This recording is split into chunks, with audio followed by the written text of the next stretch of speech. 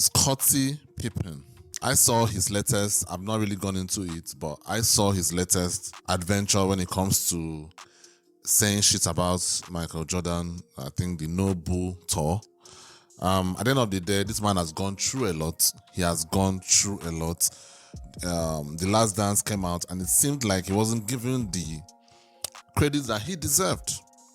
And coupled with the fact that his philanderous ex-wife ended up sleeping with the son of this same guy that he seems to not like. It's really humiliating, and I can get where this man is coming from. There's just so much stress that he's going through. I mean, could you imagine if your ex-wife is doing that to you? I mean, and I thought Jada Pinkett was horrible, and I thought she was horrible. In my opinion, what Scottie Pippen did with MJ's son was worse, in my opinion. I just think it was worse. Okay, maybe not worse, but because, man, Jada is just off the rails, man. I don't really understand all these men. Anyway, whatever. It's their life. They can live it how they want to live it. This video is from a channel that I really like, and he doesn't beat through the bush. He basically says things that I already think, but I just can't put it into words the way he puts it into words. So let me check out this one. No Bull, Scottie Pippen is an ungrateful scrub. Man, this guy doesn't hold back. Even in the titles, it's crazy. Let's get right into it. Well, unabashed coattail riding loser Scottie Pippen continues to lash out and be totally ungrateful to Michael Jordan for all that he did. This guy doesn't hold back. Loser. Man, this is going to be good. This is going to be good, for man. Pippen's overrated legacy. Scottie has recently announced a No Bull tour throughout Australia with a duo of scrubs, Luke Longley and Horace Grant, who in 28 total seasons in the NBA combined to make one cumulative All-Star appearance. What a tandem for Pippen to team up with. Together, the three jealous, petulant 50-something-year-old babies will awkwardly sob on stage together about the unfair treatment they received from the Last Dance docuseries, which highlighted the legendary exploits of Michael Jordan dragging the bloated carcasses of his overrated teammates to a sixth and final championship in 1998. The backlash by Pippen highlights one of the many revisionist garbage narratives percolating around that Bulls. I mean, seriously, like, people talk about this Bulls dynasty like it was some super team or something. It wasn't a super team. Like, and LeBron fans like using that. They like saying Jordan had a super team as well. Magic had a super team. So our guy was also right to go and gather up a super team. That is so far from the truth. So far from the truth. Dennis Rodman was not the same Dennis Rodman when he was playing for the Detroit Pistons. He was not. He just wasn't. Yeah, he was still great. He was still good. But he wasn't the animal that he was with the Detroit Pistons. That is just a fact. Same thing with the rest of his teammates. Most of them were getting towards the end of their careers. It's not as if they were like young players. And obviously, Jordan was also getting towards the end of his career as well. But it was basically a bunch of old heads making a last dance, which was what it was, a last dance. So the fact that these people are coming out here acting like this team was so loaded, this team was carried by MJ, period. It was carried by MJ. And I don't understand that people will bring out the fact that MJ did not win anything before Pippen came up. Fine, that is true. But at the end of the day, it's not like Jordan signed Pippen in some free agency. It wasn't signed in free agency. It wasn't a trade. This guy joined the Bulls when he was nothing. So he learned under the tutelage of MJ to a point where he now became one of the best defenders in the league, or one of the best defenders in history. So what makes you think he didn't learn some of the defensive skills that he had from MJ? The fact of the matter is that he wasn't some superstar player in some other team, and MJ recruited him like the way superstars do in today's game. Today's game is just rubbish. Just a bunch of rubbish players just team me up, team me up. Every time there's some issue, they cannot win. The next thing is like, like look out now. People are like, oh, should we try and team up with this? Try and team ups everywhere. That's not what happened with MJ. Pippen was nothing by the time he joined the Bulls. That is just the fact. You can go and check it if you do not know about that. Dynasty and Michael Jordan's career in general, that he never won without Pippen, as if Jordan played an extensive career in the NBA without him. Jordan was drafted in 1984, while Pippen was drafted in 1987. That left a 3-year sample for Jordan without Pippen. Jordan's rookie season, his second season, in which he played only 18 games because he broke his foot, thus resulting in essentially a non-season, and then his third season. And in just his rookie year, Jordan would explode onto the scene in the NBA, averaging 28.2 points per game, 6.5 rebounds, 6 assists, and 2.5 steals on 51.5% shooting from the field. He was third in points per game that season, while scoring the most total points in the league and ranking very highly in a number of advanced stat categories, finishing second in the NBA in PER, second in value over replacement, second in box plus minus, and second in win share. Second in all of those categories, by the way, to Larry Bird, who was that season's league MVP. This was Jordan's rookie season.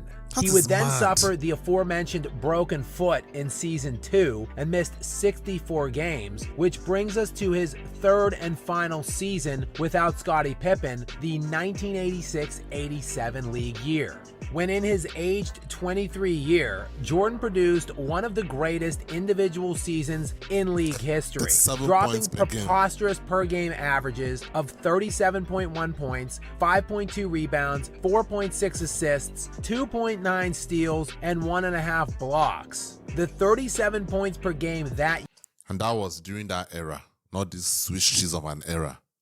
Year easily led the league in scoring for that season by over 8 points per game, that is, but it was also the 4th highest single season scoring average ever, behind only 3 other seasons, all produced by, of course, Wilt Chamberlain. Despite this ludicrous stat line and the fact he led the league in PER, VORP, BPM, and win shares, he somehow only finished second in league MVP voting.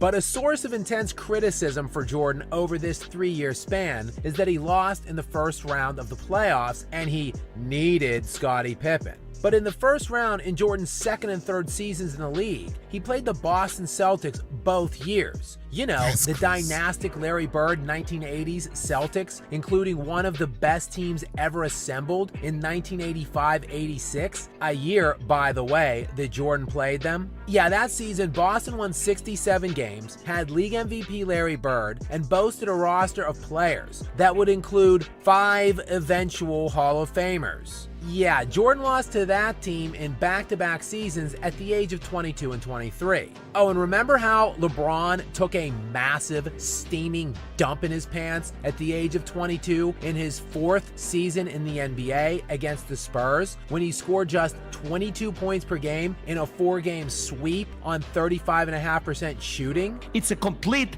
crap.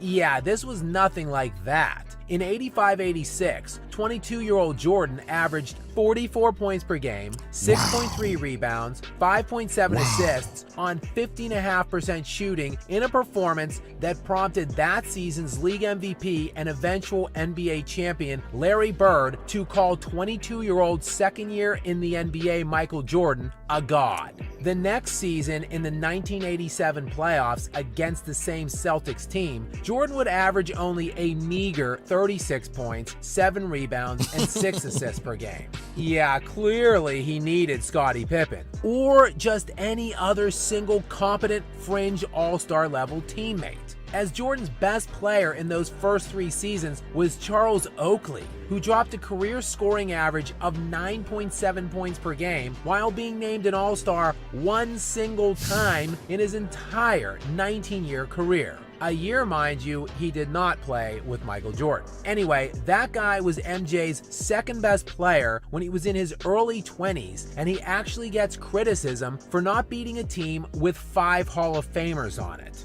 But luckily for Mike, his savior was drafted in 1987. And Scottie Pippen, just like Jordan, came in and started dominating the league immediately. I'm sorry, your time's run out. No, they didn't.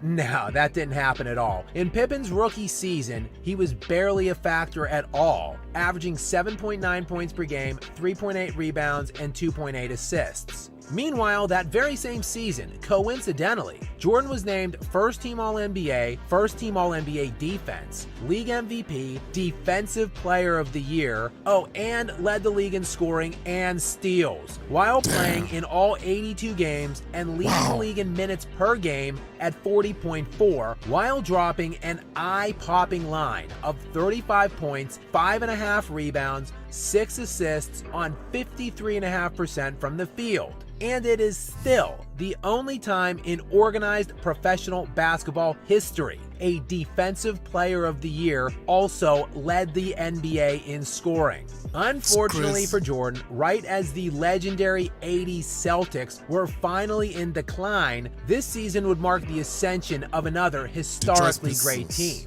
It would be the start of a 3-year stretch where Jordan would run up against the Detroit Pistons, 3 years in a row from the 1988 to 1990 postseasons. A Pistons team that had 3 Hall of Famers on it in Isaiah Thomas, Joe Dumars, Dennis Rodman, and also Bill Laimbeer, who while not in the Hall yet, is a 2024 nominee, which would make it 4 Hall of Famers on this team. A team that went to 3 straight finals and won back-to-back titles. And in the 89-90 playoffs, Jordan lost in the Eastern Conference Finals to this team in 6 and 7 games, while the Pistons would then go on to dominate the finals both seasons, sweeping the Lakers in 89 and beating the Trailblazers in 5 games in 1990. 2 teams Jordan would beat over the next few seasons for his first and second titles. If only he had more help early on, who knows how many more championships Jordan would have had. Alas, all he had was bum-ass scrub Scottie Pippen, who in the Eastern Conference Finals series against Detroit in 1989 was able to contribute 9.7 points per game, 7.3 rebounds, and 3 assists, while Jordan easily led the team in scoring with per-game averages in this series of 29.7 points per game, 5.5 rebounds, 6.5 assists. The next year, in 1990, the Bulls would push the... To be honest with you, lots of these stats, I do know a lot of NBA history, but there are a lot of, minute stats I don't really know, like individual series and all that. But watching this, the fact that LeBron is even considered a GOAT candidate is actually ridiculous. Seriously. Like, who are these people that actually think LeBron is the GOAT? Who are these people? Who are they? Seriously, like, imagine, first of all, imagine LeBron winning a title with the second best player averaging less than 10 points per game. That would never happen. He would definitely, not probably, he would definitely be swept. He would be swept, and his minions are going to come on here and talk about the fact that he had no help, get him more help. Rubbish. To a 7th game in the Eastern Conference Finals. In that Game 7, Jordan had 31 points, 8 rebounds, and 9 assists, while his savior that he needed to win all of these championships, Scottie Pippen, scored 2 points on 1 of 10 shooting in 42 minutes played. What a loser! Man, that is Skip Bayless and Stephen A level production.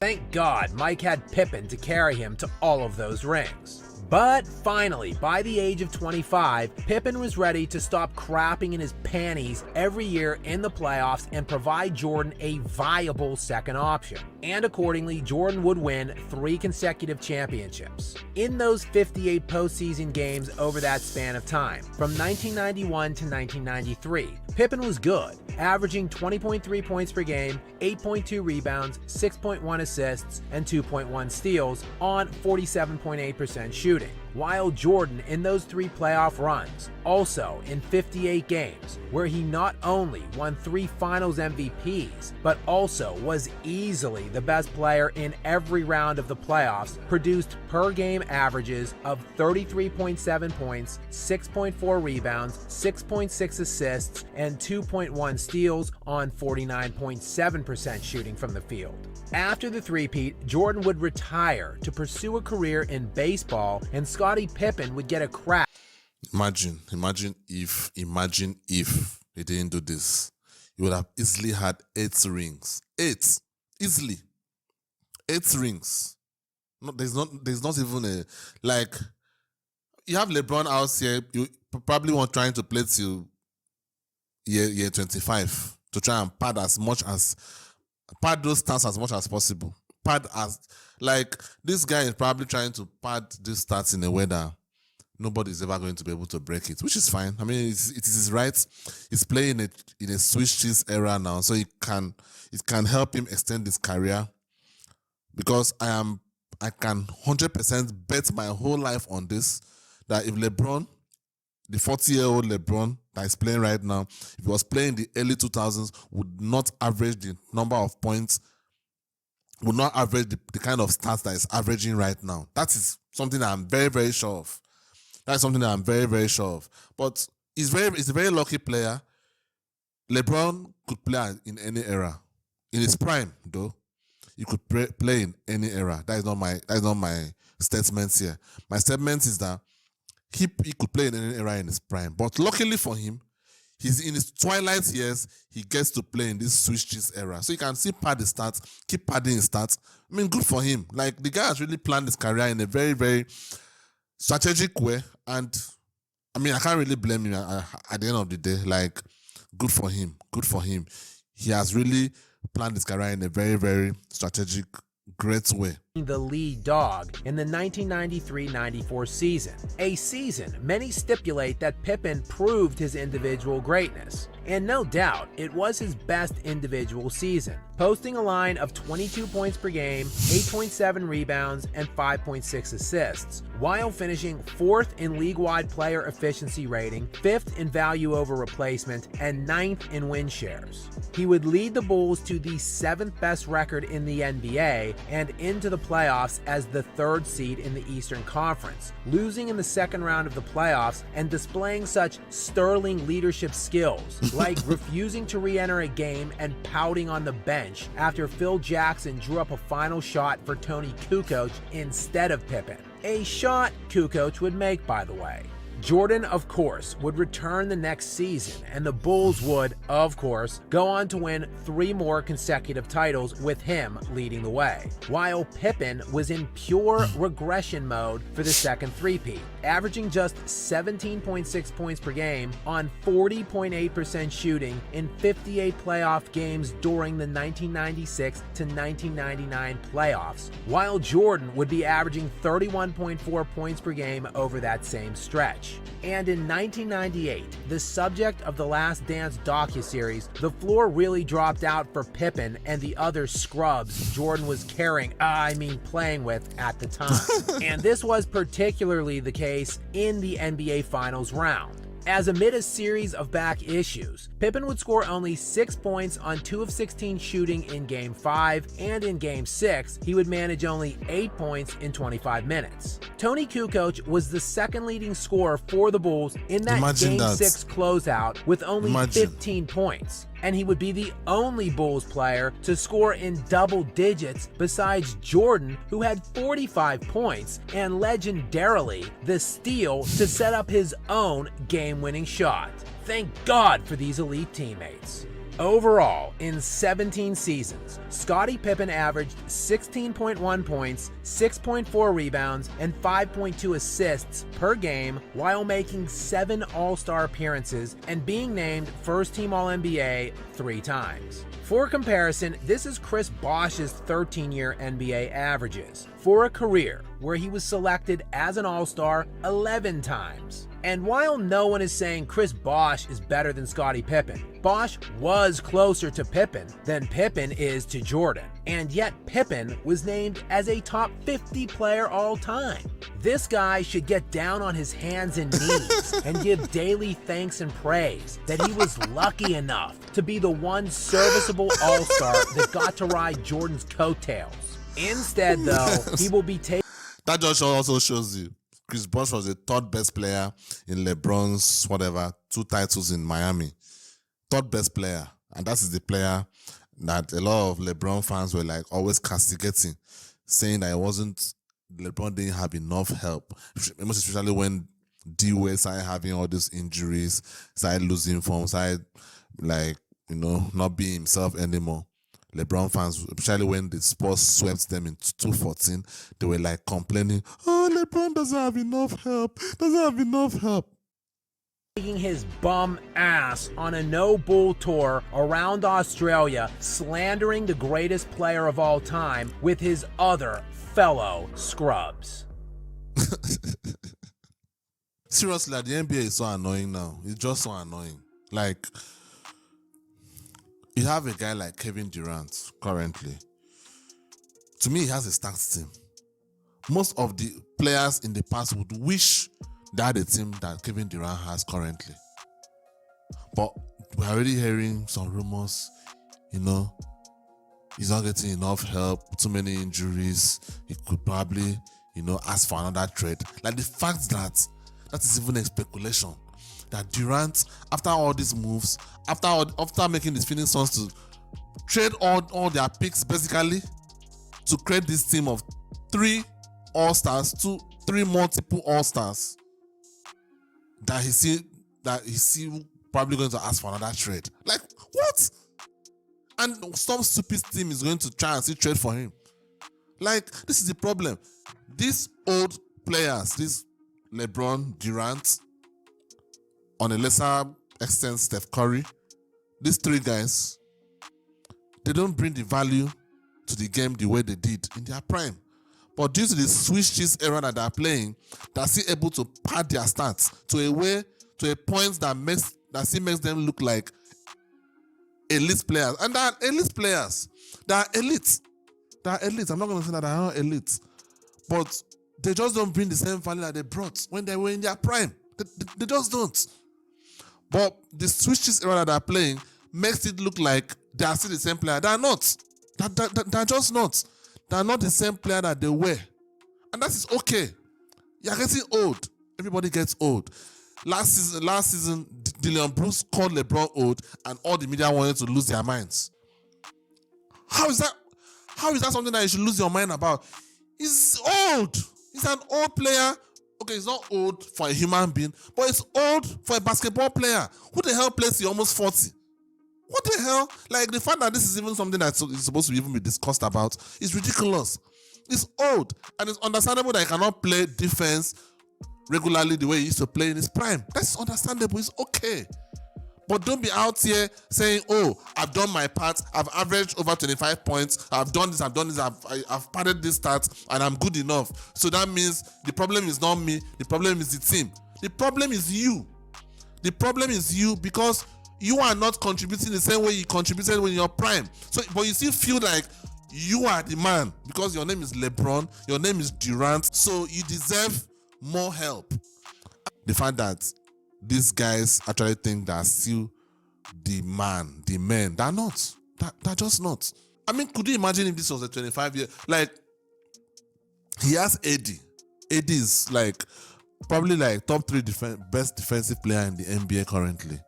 And also giving you over 24 points per game. That is incredible. If this was a 25-year-old LeBron, the Lakers would be sure in favorites to win the title. And I'm giving LeBron credit for that. If this was a 25-year-old LeBron, this wouldn't even be a question. But the fact that LeBron has AD, has a D-Ross who lights up the thing once in a while, which to me that is a good enough third best player. You don't have to have a big three. You can have a big two and have a good, two players that are good enough to light up things once in a while. And I think that's the Lakers team right now with supporting cast is good enough. If LeBron was 25, this is a sure NBA title for the Lakers. So this is not the Lakers problem. This is not the Lakers front office problem. Lakers fans will sit down here and be complaining about the fact that the front office is not giving LeBron enough help. What more help does he need? What more help does he need? Seriously, this is ridiculous. The fact of the matter is that if this was a 25-year-old LeBron, this is a surefire title. But he's not. So maybe you could blame him for getting old. I don't know. But at the end of the day, what do you want? A big three. Even if you get a big three, you're also going to win a title. And what next with that? And what next? What next? It's not bringing the same value that he brought when he was young. That's just a fact. If you cannot see that, I don't know what to tell you.